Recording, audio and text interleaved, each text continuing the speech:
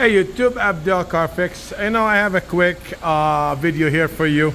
This is 2001 Lexus LX 470 with the V8. Guys, this car came to me here because it was leaking transmission fluid so badly. Look at this. The car, it's coated all the way under here. See that? All that's oil. Actually, we just clean. Look at that. All that oil. That's coming all the way from the front of the transmission here, which is we already fixed. Okay, here's what happened. This guy wants to do his own service on his transmission, so he went and changed the fluid and the filter. And what he did, when he tied those bolts, it split the gasket. It's a rubber gasket, guys.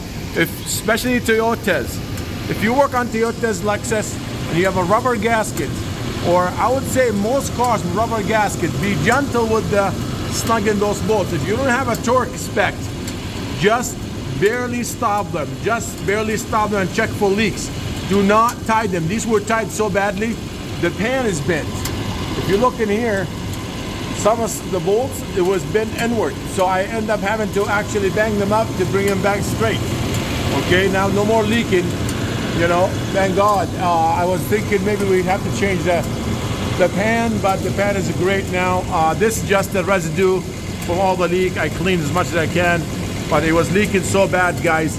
Again, do not, if you have a rubber gasket on your vehicle, you're doing this service on your car, do not over tighten these bolts that holds the pan, especially, actually most of them.